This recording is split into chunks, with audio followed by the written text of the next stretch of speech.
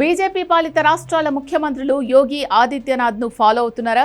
Criminals, gangsters పైకి బుల్డోజర్లను సంధించడమే సరైన శిక్ష అని నమ్ముతున్నారా? మహారాష్ట్ర, పశ్చిమ బెంగాల్ సహా బీజేపీ పాలిత రాష్ట్రాల్లో బుల్డోజర్ యాక్షన్ అవుననే చెబుతోంది.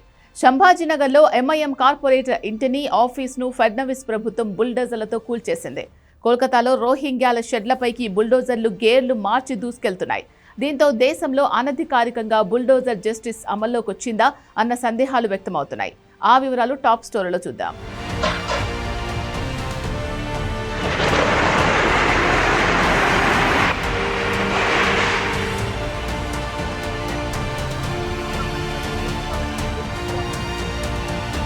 మహారాష్ట్రలోని ఛత్రపతి సంభాజీనగర్లో బుల్డోజర్ యాక్షన్ ఇది.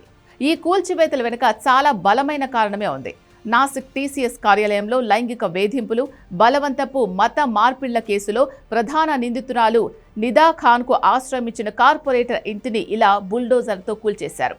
నిదా ఖాన్కు ఆశ్రయం ఇవ్వాల్సిందిగా ఎంఐఎం నేత ఇంతియాజ్ జలీల్ కార్పొరేటర్ మతిన్ పటేల్పై ఒత్తిడి తెచ్చినట్లు ఇటీవల మంత్రి సంజయ్ ఆరోపించారు. ఆమెకు, ఆమె కుటుంబానికి ఆశ్రయం కల్పించిన వారిపై కూడా సిట్ దర్యాప్తు వేయాలని డిమాండ్ చేస్తూ సీఎం దేవేంద్ర ఫడ్నవీస్కు లేఖ రాశారు. ఈ ఆరోపణలు చేసి 3 రోజుల ముందే నిదా ఖాన్ను అదే ఇంట్లో అరెస్ట్ చేశారు. ఆ తర్వాత కార్పొరేటర్ ఆస్తులపై మున్సిపల్ కార్పొరేషన్ దర్యాప్తు చేసింది. నిదా ఖాన్కు ఆశ్రయం ఇచ్చిన ఇంటిని, తన కార్యాలయాన్ని ఆయన అక్రమంగా నిర్మించినట్లు విచారణలో గుర్తించారు.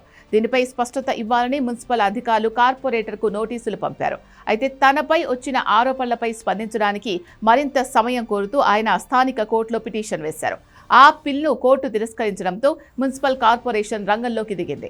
మతిన్ పటేల్ ఇంటిని, ఆఫీసుని బుల్డోజర్లతో కూల్చివేసింది. సాధారణంగా బుల్డోజర్ యాక్షన్ అంటే అందరికీ గుర్తొచ్చేది యోగి ఆదిత్యనాథే. ఎందుకంటే బుల్డోజర్ జస్టిస్కు బ్రాండ్ అంబాసిడర్ ఆయన. చట్టాన్ని ఎక్కడా చేతుల్లోకి తీసుకోరు. నేరారోపణలు ఎదుర్కొంటున్న వారి పేరు మీద అక్రమ ఆస్తులు ఉంటే వెంటనే బుల్డోజర్లను రంగంలోకి దించుతారు. ఆ తర్వాత క్రిమినల్స్కు సంబంధించిన అక్రమ ఆస్తుల్లో ఒక్క ఇటుక కూడా మిగలదు. అలా కూల్చేసిన తర్వాత ఆ స్థలాల్లో ఇళ్లు నిర్మించి పేదలకు ఇచ్చిన ఘనత కూడా సీఎం యోగి ఆదిత్యనాథ్ ఒక్కరికే దక్కుతుంది. అందుకే యోగిని బుల్డోజర్ బాబాగా ప్రజలు ఇంతలా ఓన్ చేసుకున్నారు. అందుకే ఇతర బీజేపీ పాలిత రాష్ట్రాల సీఎంలు కూడా ఇప్పుడు ఆయన బాటలోనే అడుగులేస్తున్నారు. ఈ జాబితాలో ఫడ్నవీస్ టాప్లో ఉంటారు. ఎందుకంటే ఈయనపై యోగి ప్రభావం చాలా తీవ్రంగా కనిపిస్తుంది. ఫడ్నవీస్ డిప్యూటీ సీఎంగా ఉన్నప్పుడే అక్రమార్కులపైకి బుల్డోజర్లను సంధించారు.